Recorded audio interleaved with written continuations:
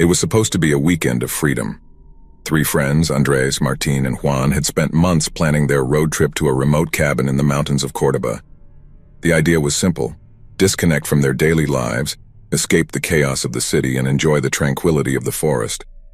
However, none of them expected that the much-awaited solitude would turn into a nightmare. They left early, just as the sun began to peek over the horizon, eager to reach their destination before nightfall. The journey was pleasant at first. Trees bathed in sunlight lined the road, small towns passed by occasionally, and a sense of freedom filled them. But as they ventured further into the mountains, the cell phone signal disappeared and the roads became narrower. Around 3 in the afternoon, they first saw the car, an old, rusted black sedan following them at a disconcerting distance, with its headlights on despite it still being daylight. Juan, who was driving, pointed it out with a nervous smile. "What's up with this guy? Looks like he's following us," he joked. Martin, sitting in the back seat, looked back. "Maybe he's in a hurry. We're in the middle of nowhere." They kept driving, but the sedan didn't pass them no matter how fast Juan went. The car remained at a disturbing distance, mimicking their every move. It wasn't until they reached a desolate stretch of the road that Juan muttered, "All right, enough of this." He sped up, hoping to lose the sedan, but it accelerated too, keeping up with them.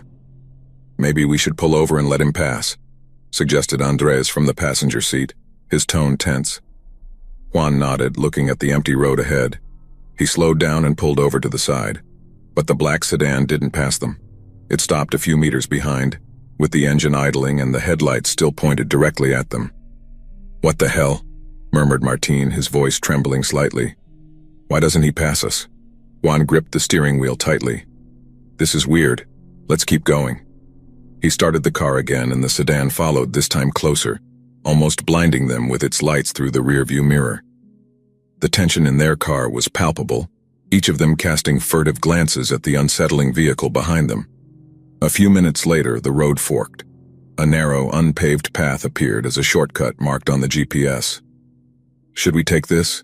Juan asked, hesitating as he looked at the screen. "It looks sketchy," Andres replied. "But if we stay on this road, that guy will keep following us." Without another word, Juan turned left, taking the dirt road. Dust rose behind them as they traversed the narrow trail between trees that seemed to close in around them. The sedan remained on the main road. "We lost him," Martin said, though his voice still reflected anxiety. The trees seemed to draw closer as they ventured deeper into the forest. The GPS began to glitch, and the signal completely vanished as the sun dipped behind the mountains, casting longer and longer shadows over the path. Suddenly, a figure appeared in the road. Juan slammed on the brakes, making the tires skid over the loose gravel. Standing in the middle of the road was a man. His clothes were torn, his face obscured by the dimming light. He didn't move, didn't ask for help. He just stood there watching them. "Who the hell is that?" whispered Andres. Martin leaned forward, squinting. "Maybe he's lost." Juan tightened his grip on the steering wheel. "I don't like this. Should we turn back?"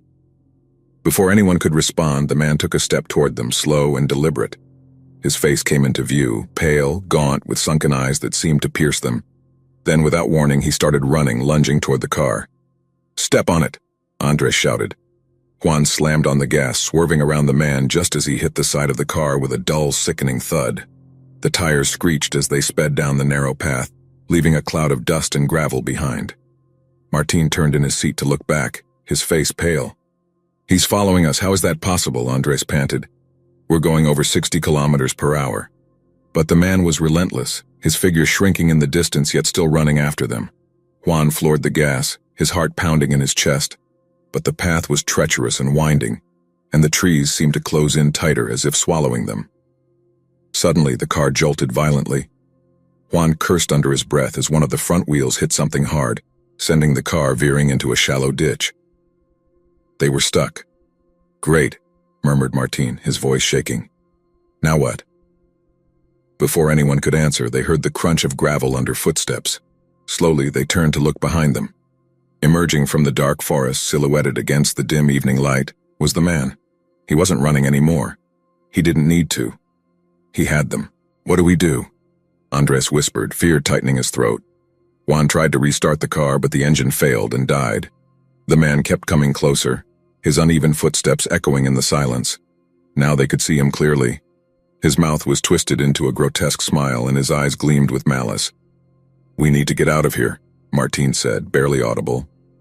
But before they could move, the man reached the car, his face pressed against the driver's side window, staring directly at Juan.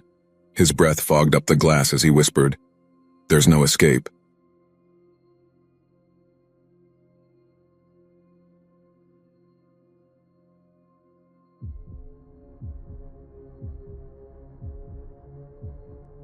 Lucia and her boyfriend Sergio had been driving for hours. What had started as a spontaneous weekend getaway quickly turned into a nightmare trip. They had taken the long and scenic route, hoping to enjoy the isolation of the road. But now, as the sky darkened, the charm of the countryside was replaced by an eerie emptiness. The roads grew more desolate, the towns farther apart, and a thick fog began to creep down from the mountains. "We should have stayed on the main road," Sergio muttered, glancing at the fuel gauge as it crept dangerously close to empty. Lucia, eyes fixed on the road, sighed.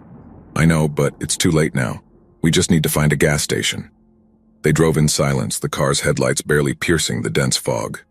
The radio had stopped working miles ago, and their phones had no signal. The only sounds were the hum of the engine and the occasional whisper of leaves stirred by the wind. Every curve they took looked the same.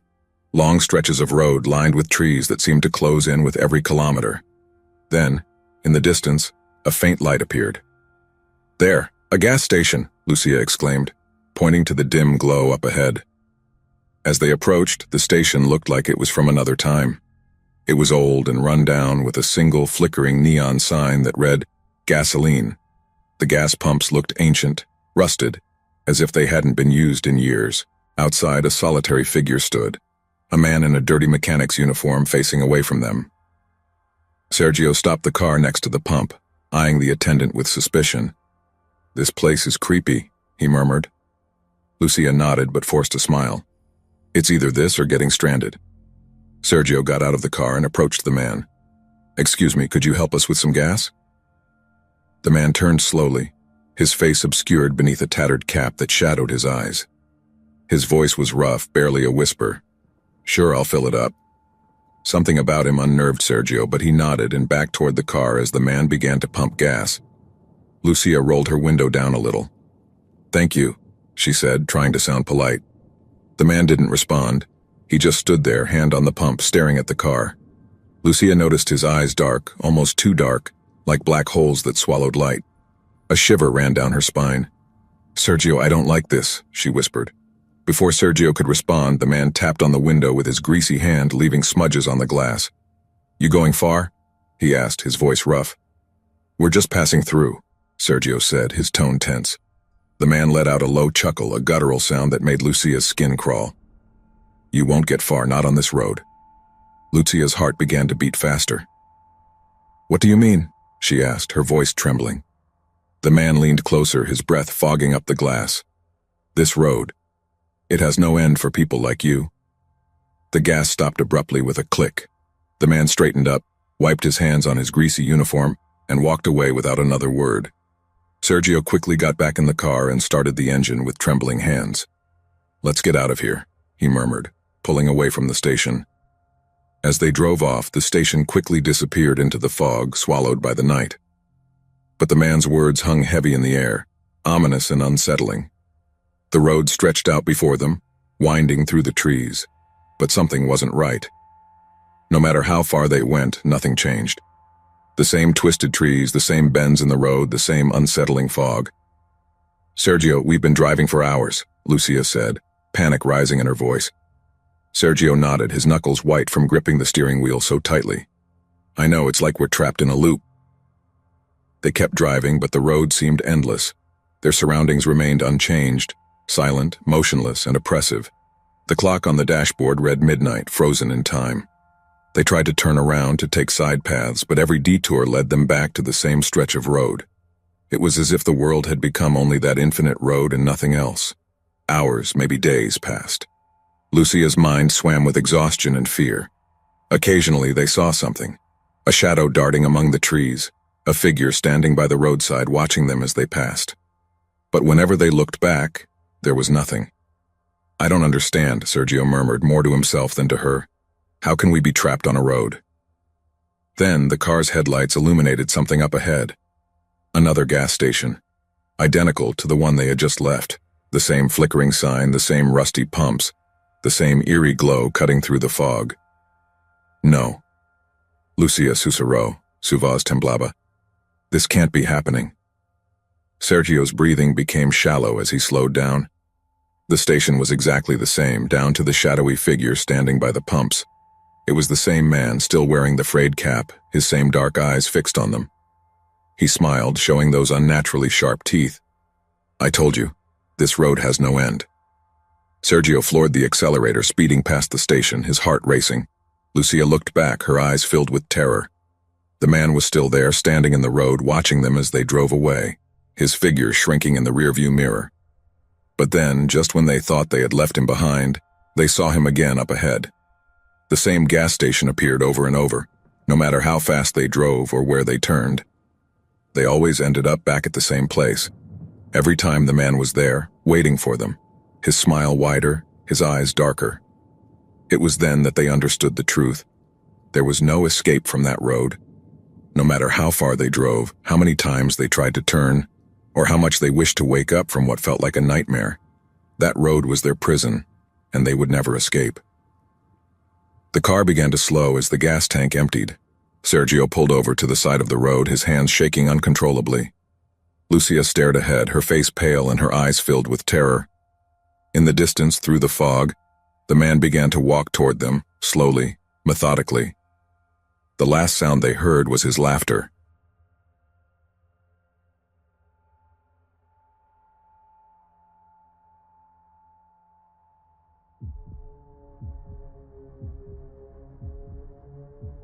It was late, far later than Mariana had planned to be on the road.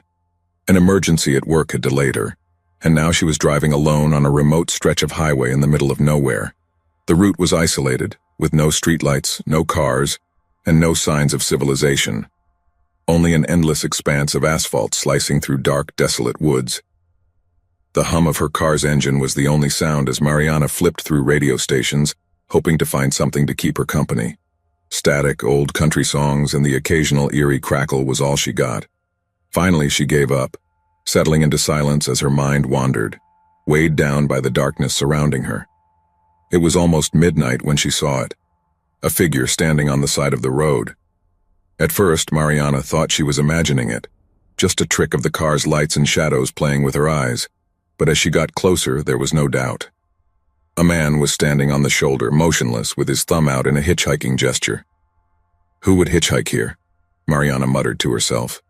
She felt a pang of guilt as she drove past, looking at him through her rearview mirror. The man didn't move, didn't even turn to watch her car pass. He just stood there, his face hidden under the hood of his jacket, thumb still raised. A shiver ran down Mariana's back as she felt the weight of his presence lingering in her mind. Seeing hitchhikers wasn't unusual, but there was something about him that felt wrong.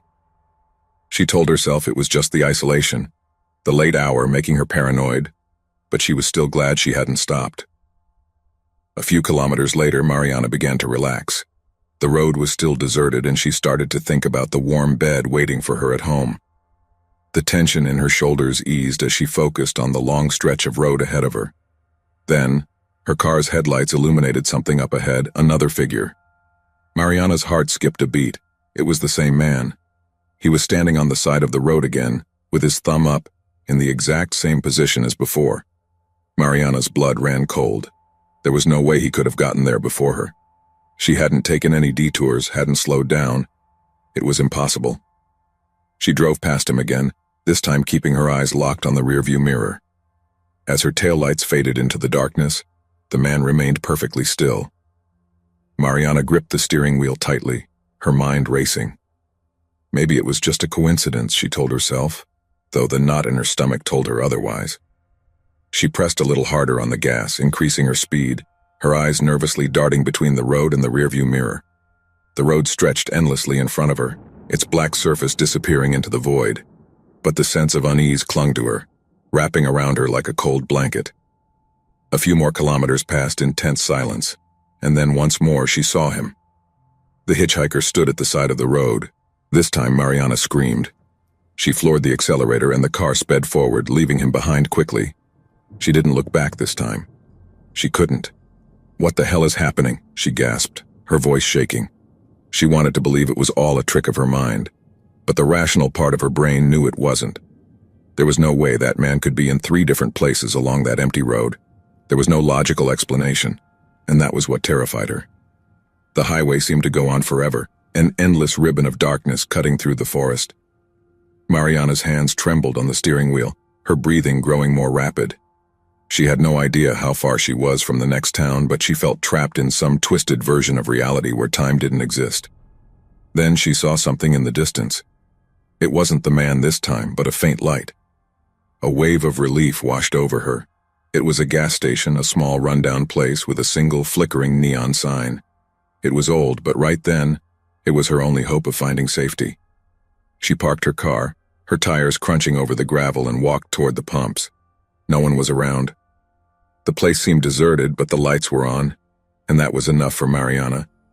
She got out of the car, her legs trembling, and went inside. The door creaked as she pushed it open, and a bell chimed somewhere in the back. The gas station was dimly lit, the air stale. Shelves were stocked with dusty snacks and outdated magazines. Behind the counter sat an old man, his face obscured in the shadows of a flickering light overhead. He looked up as Mariana approached, his expression unreadable. "Can I help you?" he asked, his voice rough. Mariana swallowed, trying to steady her voice. I think someone is following me. A man. He's been standing on the side of the road in different places." The old man didn't react. He just stared at her, his eyes cold and distant. "Please," Mariana continued, her voice shaking. "Can you call the police? I'm really scared."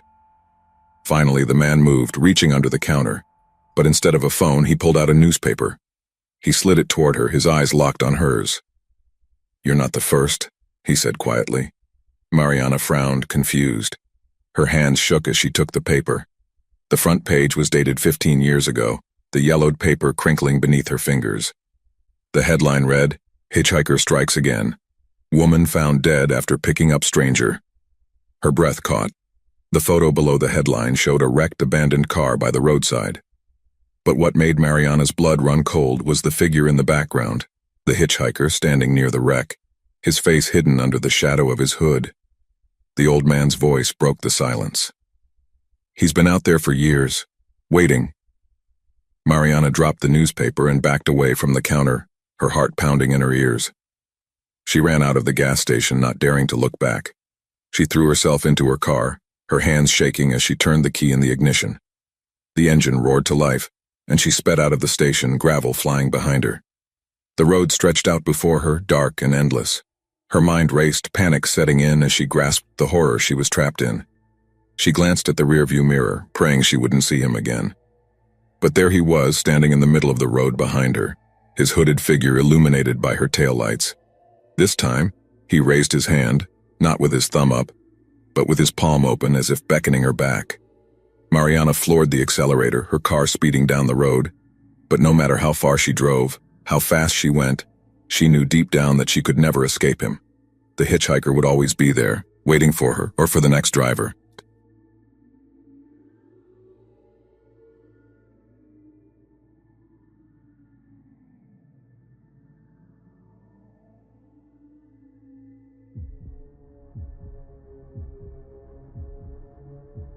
Samuel and Clara had been on the road for hours, trying to reach their friend's cabin before nightfall. But as the sun sank below the horizon, they realized they had misjudged the time. The 2-lane highway stretched endlessly before them, surrounded by dense forests, and the night seemed to close in around them with each passing kilometer. The GPS had lost its signal some time ago, and the few signs they'd seen along the way offered no useful information. "We should have stayed on the highway," Clara murmured, nervously looking out the window. "I don't like this road." Samuel nodded, gripping the wheel more tightly. "I know. We're in the middle of nowhere. If we don't find something soon, we should stop and wait until morning." A cold silence settled between them, broken only by the hum of the engine and the occasional rustling of trees swaying in the wind. The road was completely deserted, with no other cars or houses, just an endless stretch of black asphalt.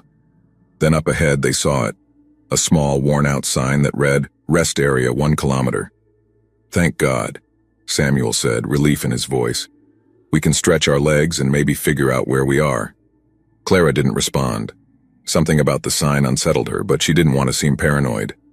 The rest area appeared suddenly out of the darkness, lit only by a single flickering streetlight. The place was old and neglected, with cracked pavement and a graffiti-covered building that housed the bathrooms and a few vending machines. There were no other cars parked there, making it seem like they were entirely alone. Samuel parked the car, the tires crunching over the gravel near the bathrooms. "I'll be quick," he said, getting out. "Do you need to go?" Clara shook her head. "I'll wait here." Samuel nodded and walked toward the building, his footsteps echoing eerily in the stillness of the night. Clara watched him go, her heart pounding for reasons she couldn't explain. She looked around at the empty rest area. The wind made the leaves in the nearby trees rustle. The place felt wrong. Too quiet, too still. Her stomach churned with a growing sense of dread. A few minutes passed, and Samuel hadn't returned. Clara checked her phone. No signal. She looked back at the building, now shrouded in deeper shadows as the streetlight flickered and buzzed. A chill ran down her spine. Unable to shake the feeling that something was off, she finally got out of the car. The air was cold, biting her skin as she walked toward the bathroom building. "Samuel!" she called out, her voice a little too loud in the eerie silence. There was no response. She pushed open the door to the men's room. The old hinges creaked as it swung open. Inside, the lights were dim and flickered, casting long, distorted shadows over the grimy walls. The place smelled of damp and abandonment. "Samuel?" she called again, stepping inside. But the bathroom was empty. Clara's heart began to race. There were no signs of him, not a single indication that anyone had been there recently. The air felt thick and oppressive, and the silence was deafening. She backed away, her breathing quickening, and ran back to the car. Her hands shook as she grabbed the door handle and pulled it open, but as she slipped into the driver's seat, she froze. In the rearview mirror, she saw something, a figure standing at the edge of the woods. It was tall and indistinct, its silhouette barely visible in the shifting shadows of the trees. Clara's heart leapt into her throat. She turned her head to look out the back window, but the figure was already gone. Only the trees remained, swaying in the wind.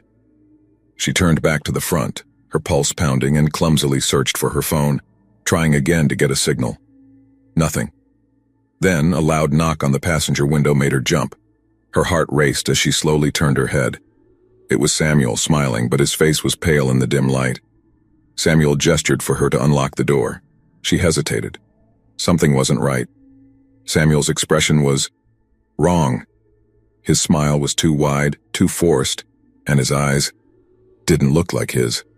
They were dark, almost hollow, as if he couldn't really see her. Clara's hand hovered over the door lock, her mind racing. "Where were you?" she asked through the window, her voice trembling. Samuel's smile didn't waver, he just stood there. "In the bathroom," he replied in a flat tone. "Let me in, darling." Clara's stomach twisted with fear. "But I was in there and you weren't." Samuel didn't react or blink. "Open the door," he said again with an eerily calm voice. The panic inside her grew, but somehow Clara knew that whatever was on the other side of the window, it wasn't Samuel. Whatever it wasn't her boyfriend. With every fiber of her being screaming for her to get out of there, Clara pressed the gas pedal and the car roared to life, tires squealing against the pavement as she sped away from the rest area. In the rearview mirror, Clara saw Samuel, or whatever looked like Samuel, standing still, his smile stretching unnaturally as he disappeared into the darkness. And looking even further back, she saw the figure at the edge of the forest, watching her, smiling too. The road seemed endless as she drove away, her heart pounding frantically and her mind racing.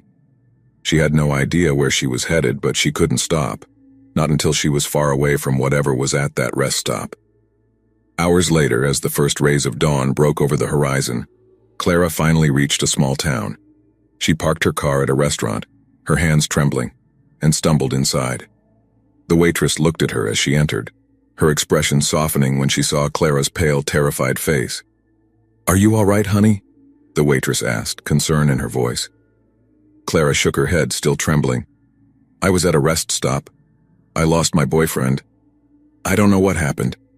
The waitress frowned. Rest stop? Which one? Clara described it, and the color drained from the waitress's face.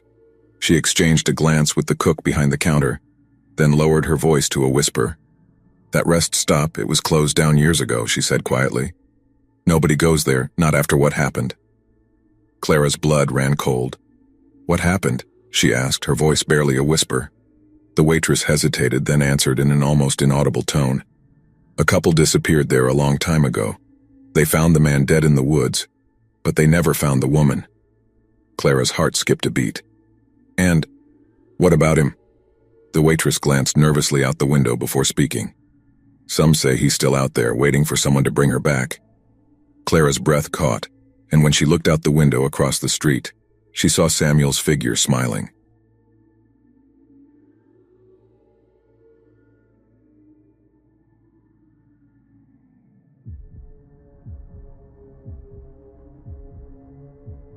Rosa was no stranger to long road trips. As a traveling nurse, she was used to driving long stretches of highway, often alone and at unusual hours. This particular trip was no different, except for the storm that had suddenly appeared out of nowhere. The rain pounded hard against her windshield, the wipers working furiously to keep the road visible as she navigated the empty rural road. She hadn't seen another car in miles. The darkness seemed to swallow the road, and the constant hammering of the rain made everything feel claustrophobic, as if the world had shrunk to just her and the endless strip of asphalt. Her phone had no signal, and the GPS had been failing for the last hour. All she could do was keep driving, hoping to reach a town soon. Around 2 in the morning, she saw the silhouette of a figure walking along the side of the road, drenched by the downpour. Rosa's foot instinctively lifted off the gas pedal. It was raining buckets, and whoever was out there was clearly alone and abandoned. But something in the back of her mind warned her not to stop. The figure didn't raise a thumb to hitch a ride, nor did it try to flag her down. It simply walked with its head lowered, completely indifferent to the torrential rain. Rosa's pulse quickened as she passed the figure. She tried not to look, but her eyes darted to the rearview mirror, and what she saw made her grip the steering wheel tightly. The figure had stopped. Now it was standing perfectly still, watching her car as it drove away, its form distorted by the rain. She pressed the accelerator harder, her heart pounding. Something about that figure was off. It was too motionless, too calm for the intensity of the storm. The unease stayed with her, shadowing her like something lurking in the back of her mind. Rosa shook her head, trying to focus on the road. It was just a traveler caught in bad weather, nothing more. But the feeling that something wasn't right kept gnawing at her nerves. Minutes later, she saw a movement out of the corner of her eye. Her heart skipped a beat. For a second, she thought she saw something in the passenger seat, a dark shape shifting under the dim light of the dashboard. She glanced sideways, expecting to see the seat empty as always. But this time, her blood froze. There was someone sitting there. It was a woman. She was soaked, her clothes drenched, and her long, tangled hair falling over her face. Water dripped onto the seat from her wet clothes, forming small puddles. Her head was tilted, hiding her face from view. But Rosa could feel her presence. Cold, wrong. Rosa let out a gasp, her hands trembling on the wheel. Her first instinct was to slam on the brakes, but something stopped her. A deep primal fear told her not to acknowledge the woman, not to speak, not to move. The car was silent, except for the rain and Rosa's labored breathing. She could feel the woman beside her, the air around her turning frigid, thick with fear. Rosa's mind raced. How had this woman gotten into her car? Had she picked her up without realizing it? No, that was impossible. She would remember stopping, would remember letting her in. And yet the woman was there, sitting beside her in an eerie silence. Her heart was beating so hard she thought it might burst out of her chest, her throat dry, her palms sweaty. She forced herself to keep her eyes on the road, but she could see the woman out of the corner of her eye, her head still tilted, motionless. The minutes felt like hours as Rosa drove, every nerve in her body screaming for her to stop the car and run. But part of her knew that if she did, if she acknowledged the woman in any way, it would be the end of her. Suddenly, the woman's head began to turn, slowly and deliberately. Rosa's breath caught in her throat. She kept her eyes glued to the road, refusing to look directly at the woman. The air grew even colder, a chill that pierced down to her bones. The woman whispered something softly, barely audible over the sound of the rain. Rosa couldn't make out the words, but the sound of her voice made her skin crawl. Then, out of nowhere, the woman's voice grew louder, more urgent. Fear washed over Rosa as the words became clear. "Help me," the woman said, her voice rough and broken as if she hadn't spoken in years. Rosa gripped the steering wheel so tightly her knuckles turned white, refusing to respond. "Help me," the woman repeated, now a low, haunting moan. Rosa's pulse quickened, her breathing growing shallow. She wanted to scream, to run out of the car, but fear kept her rooted in place. The woman was too close, far too close, and her voice filled the car like a creeping fog. Then the woman's voice changed, turning into a guttural growl full of rage. "Look at me," the woman demanded. Rosa's heart skipped a beat. She knew that if she looked, if she even turned her head a fraction, it would be her end. "Look at me," the woman whispered again, her voice laced with something dark and malevolent. Tears filled Rosa's eyes as she kept her gaze fixed on the road, her foot pressing harder on the accelerator. The woman's presence seemed to engulf the car, the air turning suffocating under the weight of her fear. And then, as suddenly as she had appeared, the woman vanished. Rosa blinked, her breaths coming in ragged gasps. The seat beside her was empty. The cold that had filled the car faded, replaced by the stifling dampness of the storm.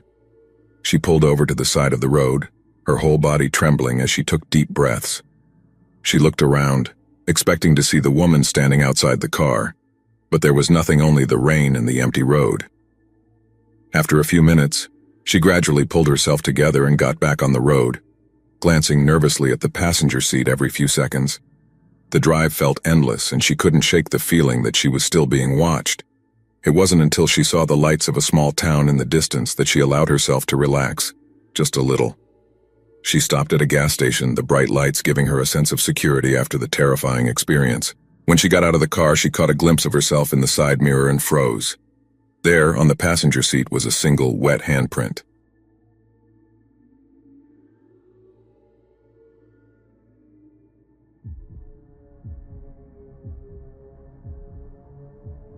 Sergio and Elena had been driving for hours.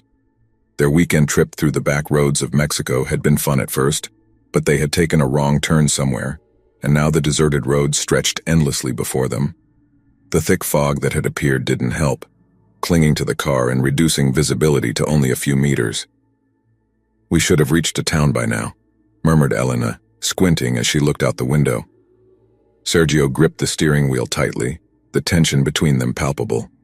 "I know. I'm not even sure if we're on the right road anymore. The GPS hasn't worked for miles." As if on cue, Elena's phone flickered. Still no signal. "Great," she said, sighing. "We're lost. It's nighttime and we're almost out of gas." They drove in silence for what felt like an eternity, the oppressive fog making everything feel surreal and disorienting. The landscape had turned into nothing but endless trees and empty fields. There were no towns, no gas stations, just the road and the mist. Then, out of nowhere, a flickering neon sign appeared in the distance. "Look," Elena pointed, "a motel." Relief washed over them as Sergio slowed the car and pulled into the gravel lot in front of the rundown building. The neon letters glowed faintly, spelling out Motel Descanso and vacancies. The motel looked like a forgotten place, the kind of spot that hadn't seen guests in years. The paint was peeling, the windows were covered in grime, and the few cars in the parking lot looked old and rusted. But they had no other choice. "We'll stay here tonight," said Sergio, turning off the engine. "We'll get some sleep, and in the morning we'll figure out where we are." They grabbed their bags and headed to the reception area. The lobby smelled musty. There was a small bell on the counter, and Sergio rang it twice. After a long, uncomfortable pause, a woman appeared from the back. She was tall and thin, with ashen skin and tired eyes. "Just one room for the night?" asked the woman, her voice hoarse and raspy. Sergio nodded. "Yes, just one night." The woman handed them a rusty key with the number 7 engraved on it. "Room 7, at the end of the hall. Checkout is at dawn." Without another word, the woman disappeared into the shadows of the building, leaving Sergio and Elena alone. Both noticed how heavy the air in the motel felt, almost oppressive. The hallway leading to their room was dimly lit, with flickering light bulbs casting strange shadows on the cracked walls.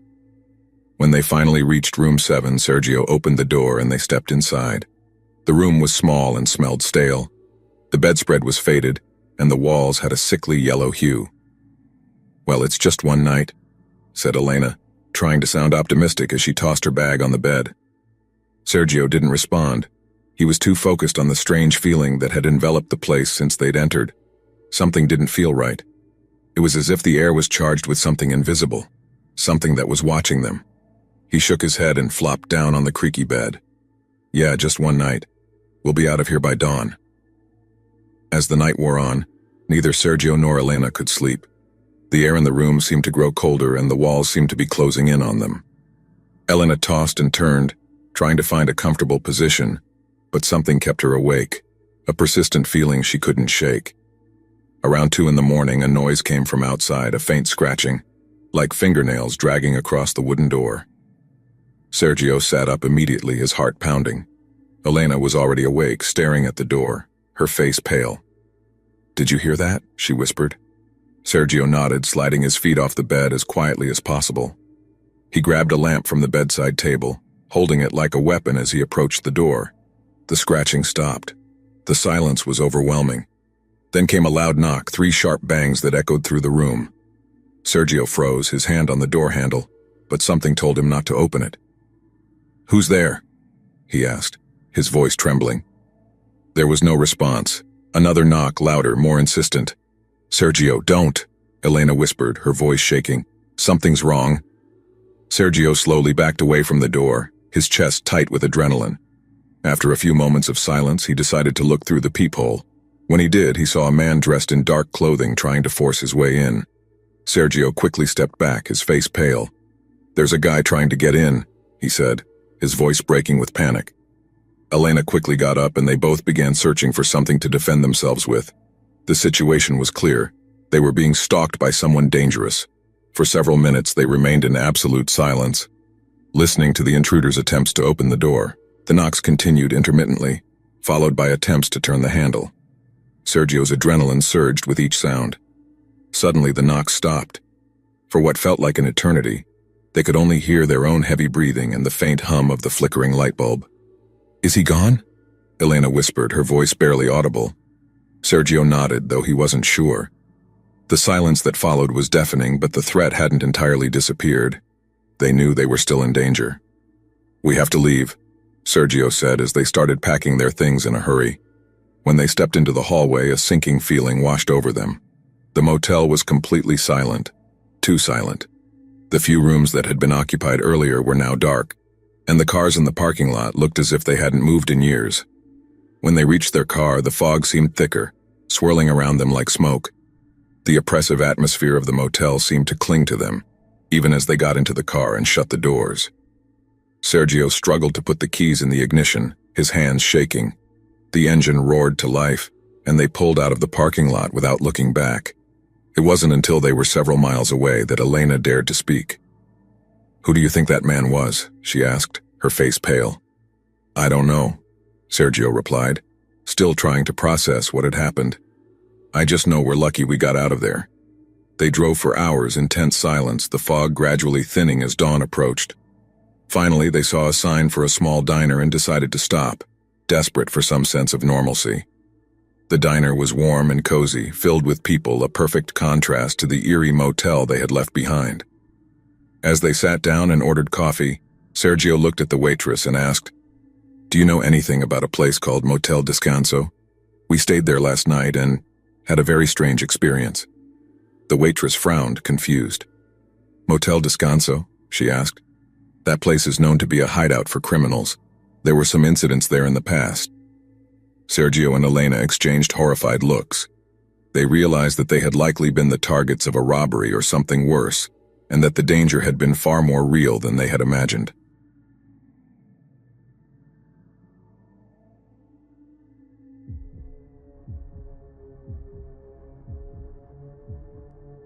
It was supposed to be a simple trip. 2 friends, Tomas and Julian, driving across Mexico to visit Julian's family. They had planned everything perfectly, with stops at small roadside diners and attractions. But as with any good plan, things didn't go as expected. They had been driving on a desolate stretch of highway for hours with no signal on their phones and no sign of civilization. The gas gauge had been slowly inching toward empty, and their anxiety grew with each mile. Just when they were about to lose hope, a flickering light appeared in the distance. As they got closer, they realized it was an old, rundown gas station, the kind that looked like it hadn't seen customers in decades. A single flickering neon sign that read "Open" lit up the window, but the rest of the place was dark and grimy. "We don't have any other choice," murmured Julian, pulling the car into the cracked parking lot. The rusted gas pumps and cracked pavement were the least of their worries at the moment. Gas was gas, and they were desperate. Tomas stepped out of the car. The cold night air sent a chill down his spine as he looked around, noticing how isolated the place was. "This place gives me the creeps, man," he said quietly. Julian nodded. "Yeah, but let's fill up and get out of here fast, in and out." Tomas headed toward the station's front door while Julian began pumping gas into the car. The old wooden door creaked as Tomas pushed it open, and the sound echoed in the eerie stillness of the night. The inside was even worse than the outside. Dust covered the shelves, and the fluorescent lights flickered, emitting a constant buzzing sound. The air was thick with a musty smell, and an old fan spun lazily in the corner. Behind the counter sat a man, hunched over, his back turned to Tomas, staring down at something on the floor. Tomas cleared his throat. We need to pay for the gas." The man didn't move. Tomas frowned and took a step closer. "Hello?" Slowly, the man turned his head, and Tomas's stomach turned. The man's skin was pale and saggy, with signs of someone who hadn't slept in a long time. His eyes were sunken deep into his skull, as though exhaustion had taken a heavy toll on him. But what unsettled Tomas most was the man's blank, distant stare, as if he wasn't entirely aware. "Pump 5, the man rasped, his voice rough. "Cash only." Tomas swallowed, suddenly regretting having gone inside. Okay." He placed a few crumpled bills on the counter and backed away as quickly as he could, feeling the man's vacant gaze follow him until he was out the door. Julian was still filling up the tank when Tomas got back to the car. "That guy is seriously creepy, man," he said in a low voice. "Let's get out of here fast." "Almost done," Julian replied, glancing toward the dark horizon. "I feel it too. This place is weird." Just as the pump clicked, signaling the tank was full, the lights at the gas station flickered and went out entirely. The neon open sign shut off, and the whole station was engulfed in darkness. Julian and Tomas froze, their eyes wide as the air around them seemed to grow colder. The only light came from the moon, barely visible through the clouded sky. Suddenly, the station door creaked open, and the man inside stepped out, moving with a stiff, unnatural gait. He stood by the door, staring in their direction. Julian's heart pounded in his chest. "Get in the car now," he whispered, never taking his eyes off the man. Tomas didn't need to be told twice. He scrambled into the passenger seat, slamming the door, while Julian quickly climbed into the driver's seat. The engine roared to life, and Julian hit the gas, speeding out of the parking lot as fast as he could. They drove down the highway, quickly putting distance between them and the Eerie gas station that disappeared into the darkness behind them. The silence in the car was thick, neither of them speaking as they tried to process what had just happened. After several minutes, Tomas finally broke the silence. "What was wrong with that guy?" "I don't know," replied Julian, gripping the wheel tightly. "But something was off, really off." Tomas nodded, looking into the rearview mirror. "Julian? What the hell?" His voice shook. Julian glanced over, alarmed. "What's wrong?" Tomas's eyes were fixed on the rearview mirror, his face pale. "There's someone behind us," he said, looking far off into the distance. Julian took a quick look, and in the darkness he thought he could see the faint lights of another car approaching from afar, but visibility was low. He couldn't tell who was following them, but a sense of danger intensified. "Drive faster," Tomas exclaimed. Julian pressed the gas pedal harder, trying to lose the vehicle that seemed to be following them. As they sped forward, the road grew narrower and more desolate. Fear wrapped around them. Finally, after taking a sharp turn, the car behind them disappeared from view. They breathed a sigh of relief for a moment. "Did we lose them?" Tomas asked, looking out the window. "I think so," Julian replied, still tense. They drove in silence for a good while, trying to calm down after the incident. Neither of them could stop thinking about what had just happened, and the unsettling feeling that someone had been following them lingered, refusing to fade away.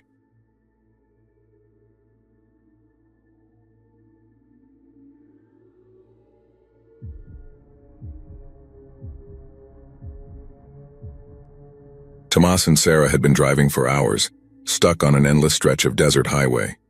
It was midnight, and their return from a family gathering was taking longer than expected. Every now and then, a tumbleweed would roll across the road, and the only sound breaking the silence was the tires on the cracked pavement. "We should have stopped at the last motel," Sarah said, staring tiredly out the car window. Tomas shook his head. "It looked like a sketchy place. Besides, we're already halfway, let's keep going." The GPS had lost signal miles ago, and their phones had been dead since sunset. Still, Tomas was sure they were on the right road. The highway was straight and seemingly endless. What could go wrong? An hour passed when Sarah spotted something ahead. "Tomas, look!" she exclaimed, squinting through the windshield. Tomas slowed down as they approached what looked like a man standing by the side of the road with his thumb out, signaling for a ride. His silhouette was barely visible in the headlights, but he appeared to be about their age, maybe in his 30s, disheveled and covered in dust. "Should we pick him up?" Sarah asked, with a hint of doubt in her voice. Tomas frowned, weighing the decision. Picking up a hitchhiker in the middle of nowhere was never a good idea, but there was something about the man that looked desperate, almost pleading. "We can't leave him here," Tomas finally said, slowing the car to a stop. The hitchhiker ran to the passenger window and leaned in. Up close, he looked rough. His clothes were torn and dirty, and his face was pale, almost sickly, but he was smiling, wide and grateful. "Thanks," the man said in a low, hoarse voice. "I've been here for hours." Sarah forced a smile, though something inside her was screaming that something was wrong. "Where are you headed?" she asked. "Anywhere with people," he replied, climbing into the back seat. "I just need to get away from here." As soon as he closed the door, the atmosphere inside the car changed. Sarah exchanged a glance with Tomas, but neither of them said anything. The man sat in silence for a while, looking out the window as the road faded into the dark desert. After a few minutes, he spoke again. "You shouldn't stop for anyone," he said quietly, still staring out into the desert. Tomas looked at him through the rearview mirror, confused. "What do you mean?" The man's eyes met Tomas's in the mirror, and for a brief moment, something in his gaze changed, something unsettling. "There are dangerous people out here," he continued, "and they don't like being disturbed." A chill ran down Sarah's spine. "Who?" The man didn't answer. He just smiled, that same strange smile that didn't reach his eyes. He turned back toward the window, and the car fell into a tense silence.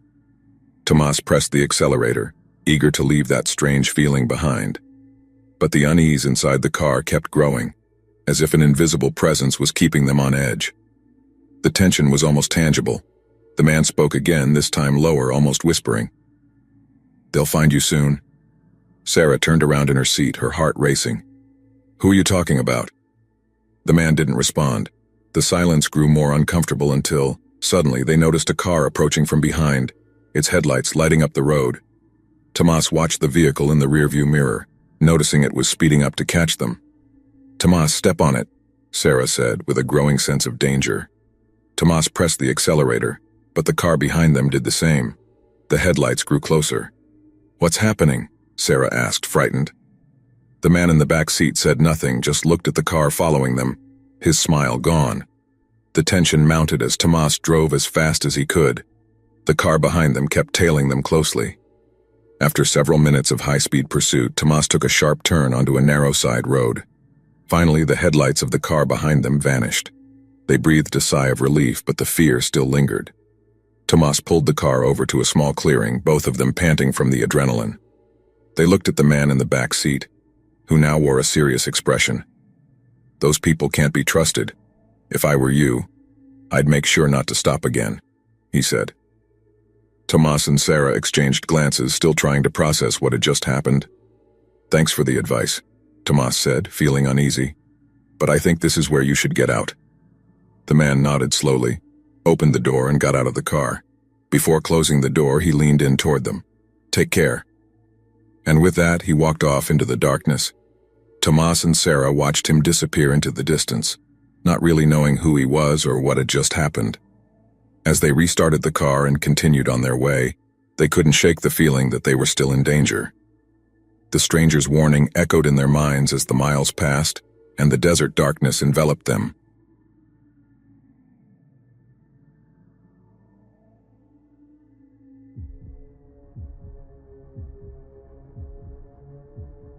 It had been a long day on the road for Melissa and her boyfriend Christian. Their impromptu journey through rural roads and scenic paths had started as a fun getaway, but what had begun as an adventure now felt like a nightmare. The sun had set hours ago, and they hadn't seen another car in what felt like an eternity. "We need to stop for the night," Melissa said, looking out the window into the dark void. "We've been driving too long." Christian sighed, glancing at the fuel gauge, which was dangerously low. "I know. I hope we find something soon. My eyes can't take much more." Just as the words left his mouth, they spotted a faintly illuminated sign on the side of the road. The neon letters flickered weakly. "Mountain Motel, rooms available." The building looked old, the kind of place that probably hadn't seen any renovations in decades. But at least it was somewhere to rest. "I guess this is what we've got," Christian muttered, pulling the car into the gravel parking lot. The car's headlights illuminated the front of the building, a small worn-out motel with only a few rooms and a broken soda machine. There was no sign of life. Melissa frowned. "I don't like this place. Something feels off." Christian shook his head. "It's just for one night. Tomorrow morning we'll be back on the road." They entered the lobby where a faint, musty smell greeted them. On the reception desk was a small bell which Christian rang twice. After a long and uncomfortable pause, a man appeared from the back. He was tall, thin, with deep dark circles under his eyes and a weary look. "Room for the night?" the man asked in a raspy voice. Christian nodded. "Yes, just for one night." The man slid a rusty key across the counter with the number 7 engraved on it. "At the end of the hall, check out is at dawn." They left the lobby in silence, both feeling an increasing unease. The long, narrow hallway leading to their room was dimly lit, with flickering bulbs casting strange shadows on the cracked walls. Finally, they reached room number 7. Christian opened the door and they went in. The room was small and smelled of stale air. The bedspread was faded and the walls were a sickly yellow. Melissa tried to shake off the sense of unease that was creeping over her, telling herself it was just an old, run-down motel, nothing more. "I'm going to take a shower," Christian said, tossing his bag onto the bed. "Maybe it'll wake me up a bit." Melissa nodded and watched him disappear into the small bathroom. She sat on the edge of the bed and took out her phone, hoping for a signal, but there was none. The sense of isolation deepened as she sat there, and then she noticed something strange. A faint noise, barely audible at first, but growing louder the more she listened. It wasn't coming from the bathroom, but from somewhere in the room. Melissa's heart began to race as she looked around for the source. Then she saw it. A vent in the corner of the ceiling. The noise was louder now, like an incomprehensible whisper, too low to understand. A chill ran down her spine. Melissa approached the vent, leaning in to listen more closely. Suddenly she understood. Voices. Someone was on the other side. She stepped back, her skin prickling with fear. "Christian!" she called out, her voice trembling. "Christian, come here!" Christian came out of the bathroom, drying his face with a towel. "What's wrong?" Melissa pointed to the vent. There's someone in there. I heard voices." Christian frowned, walked over to the vent, and listened for a few seconds. Then he shook his head. "I don't hear anything." "I swear I heard voices," Melissa insisted, her pulse racing. "I'm not imagining it." Christian sighed. "It's probably just the ventilation system or old pipes. This place is falling apart." Melissa wasn't convinced. The whispers had been too clear. She couldn't shake the feeling that something was terribly wrong. That night, as they tried to sleep, Melissa couldn't settle down. The room was too quiet and her discomfort persisted. Every creak or noise made her jump. Suddenly, the whispering returned. Her eyes flew open and she sat up in bed, her heart pounding. It was coming from the vent again, only this time it was clearer. Without waking Christian, she slid out of bed and approached the vent, determined to understand what was going on. She stopped just beneath it, holding her breath. This time she heard a hushed conversation. They were talking about the room, about them. There were multiple voices, seemingly arguing quietly. Melissa slowly backed away, fear gripping her. She shook Christian to wake him up. "We have to leave, now." Christian, half asleep, grumbled. "What? Why?" "I heard someone. They're here, watching us," Melissa insisted, panic in her voice. Christian sat up quickly, but before he could respond, they both heard footsteps outside the door. There were several of them, moving stealthily. They froze. The steps were slow, but it was clear someone was outside. Christian quickly stood up and began gathering their things. "We can't stay here, let's go." They grabbed everything they could and hurried to the door. The hallway was completely dark, as if the lights had been deliberately turned off. They moved cautiously, with footsteps following them down the hall, and just as they reached the main exit, a shadow moved in front of them, blocking the way. Without a second thought, Christian pushed open the emergency door and they ran toward the car, their legs trembling with fear. They started the car and drove off without looking back. The cold night air and the roar of the engine were the only sounds as they sped away from the motel. They drove in silence, both terrified by what had just happened, but they knew they had escaped something far more sinister than they could have ever imagined.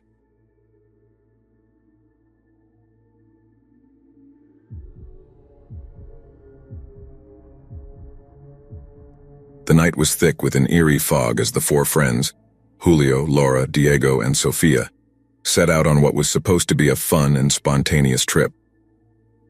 They had heard of a desolate stretch of highway known as Route 66B, an old road forgotten by time, infamous for being a dangerous place due to the presence of gangs and criminals.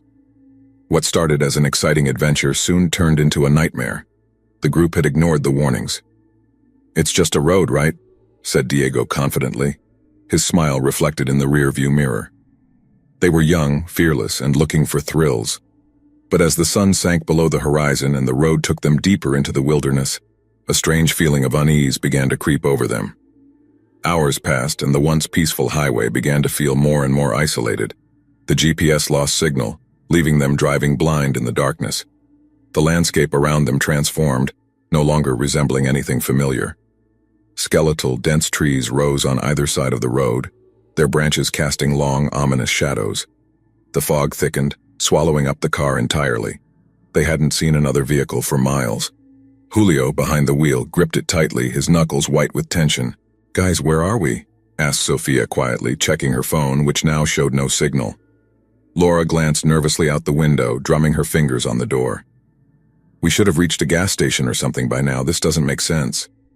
Diego let out a nervous laugh, trying to ease the tension.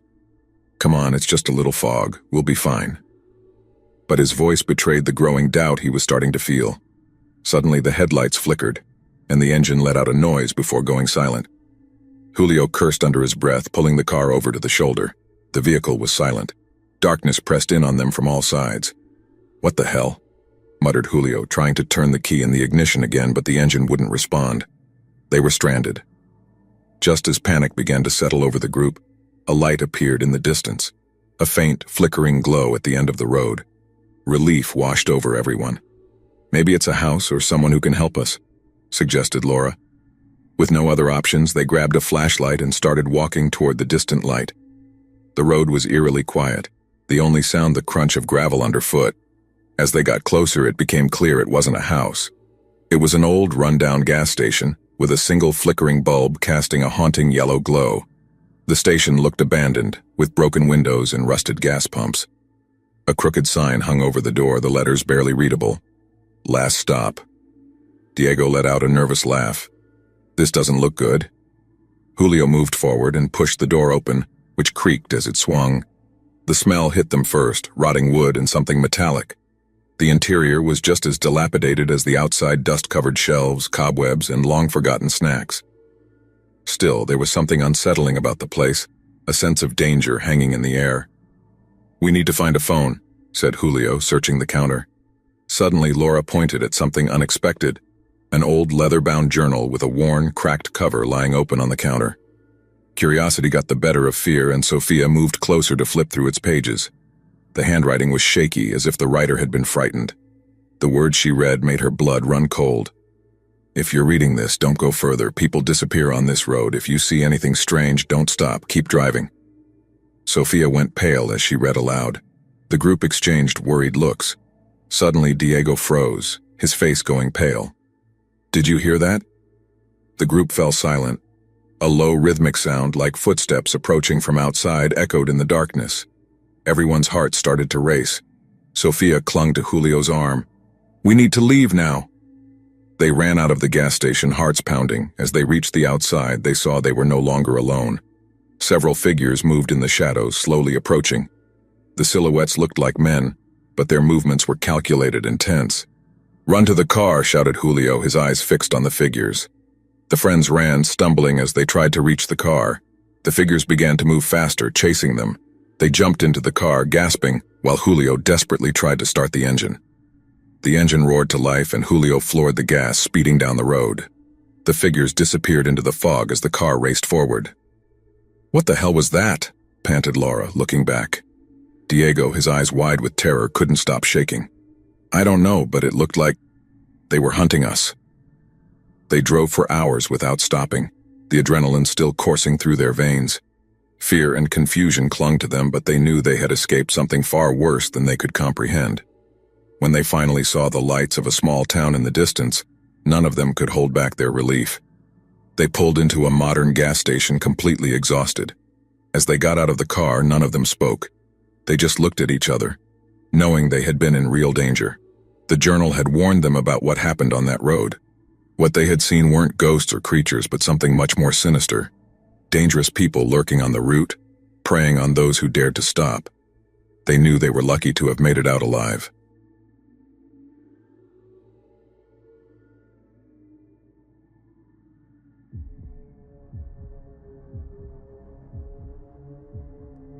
It was supposed to be a short trip, just a little detour along a rural road that Google Maps had suggested as a faster route. Marcos and Sarah were on their way to a weekend getaway in the mountains, hoping for a relaxing break from their hectic city lives. But when they turned onto that narrow, cracked road, they had no idea they were entering unknown and dangerous territory. The first thing they noticed was how quiet everything was. Too quiet. The usual hum of distant traffic, birds singing, or the whisper of leaves was gone, replaced by an unsettling silence. The trees lining the road were dense and tall, leaning inward, darkening the sky and creating a claustrophobic atmosphere. Sarah frowned as she looked out the window. "This doesn't feel right. Are you sure this is the way?" Marcos glanced at the GPS, which was still functioning, showing the little blue line indicating they were on the right route. "It's fine. It's just a shortcut. We'll be out of here in no time." But time seemed to stretch. The road continued for miles, winding through the trees without any sign of life. No other cars, no houses, no signs. An hour passed, then two. Sarah's phone was the first to lose signal, quickly followed by Marcos's. The GPS froze and the road seemed endless. Their nerves began to fray as the sun, once high in the sky, started sinking behind the trees, casting long shadows over the road. "We need to turn around," said Sarah, her voice tense. "I don't like this, and we're lost." Marcos nodded, his face pale. He pulled the car over, and they sat there for a moment, surrounded by that eerie silence. Then, without warning, the car's engine spluttered and shut off. "What the hell?" Marcos turned the key, but the engine didn't respond. He tried again. Nothing, not even a click. "Seriously?" he muttered, cursing under his breath. Sarah's voice rose, panic beginning to take hold. "Here, right here, what are we going to do?" Frustrated, Marcos got out to check the engine. The air outside was colder and heavier. As he looked under the hood, he heard a faint noise like the crunching of footsteps in the underbrush. "Sarah, did you hear that?" he asked cautiously. Inside the car, Sarah looked at him wide-eyed. "Marcos, get back in the car, now." Needing no further warning, Marcos closed the hood and headed back to the car. But before he could reach it, he saw something that made his blood freeze. At the edge of the forest, barely visible in the dimming light, stood a figure. It was a man, dressed in ragged, dirty clothing, staring at him intently. He didn't look lost or in need of help. He simply watched in silence, making the situation even more disturbing. With his heart pounding, Marcos quickly walked back to the car and locked the doors. "There's someone out there," he said quietly, trying not to alarm Sarah. "What?" she asked, turning her head towards the darkness. Yes, he was standing at the edge of the forest. He doesn't seem like he's here by accident. Just then, the car engine roared back to life suddenly, as if nothing had happened. Without looking back, Marcos floored the gas, speeding away down the road. Even though they'd left the figure behind, both felt uneasy. The road, which had seemed empty before, now felt even more threatening. The trees closed in around them, and the darkness seemed to swallow them. "Do you think he's following us?" asked Sarah, her voice trembling. Marcos glanced in the rearview mirror but saw nothing. "I don't know, but something isn't right." After what felt like hours of driving, they saw a house in the distance, off to the side of the road. It was old and decrepit, with broken windows and a sign hanging that read Carmine Inn. The lights inside the house flickered dimly. "Should we stop?" asked Sarah, torn between doubt and desperation. Marcos hesitated. He knew they needed fuel, but everything about that house screamed danger. Still, they had few options. The car was almost out of gas and stopping seemed inevitable. "It'll just be for a few minutes," Marcos said. "We'll see if someone can help us and then we'll go." As they pulled into the gravel lot, the car shut off completely, showing no signs of restarting. They looked at each other, their hearts pounding faster than they wanted to admit. With no other option, they got out and walked toward the house. The air felt heavier, loaded with an overwhelming sense of danger. The door to the house swung open on its own, revealing a dark, barely lit hallway. "Hello?" Marcos called out, but there was no response. They cautiously entered. The interior was run down. Peeling yellow wallpaper covered the walls, and the smell of mold permeated the air. As they moved forward, they came across a man in the shadows. He wore dirty, tattered clothes and held a flashlight that cast eerie light on his gaunt face. "What are you doing here?" the man asked, his voice low and tense. Marcos tried to explain their situation, but something in the man's eyes told him they were in the wrong place at the wrong time. "You shouldn't be here," the man said. "This place isn't safe for outsiders." Before they could react, the man pulled out a weapon, aiming it at them firmly. "You walked into the wrong place," he said coldly. "Head to the kitchen, now." With fear gripping their throats, Marcos and Sarah obeyed. They knew they had fallen into the hands of someone dangerous.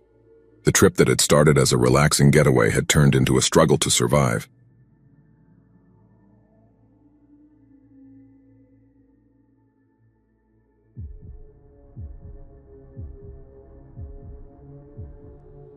It was a cold and damp night when Gregorio and Amelia set out for a weekend camping trip deep in the forest.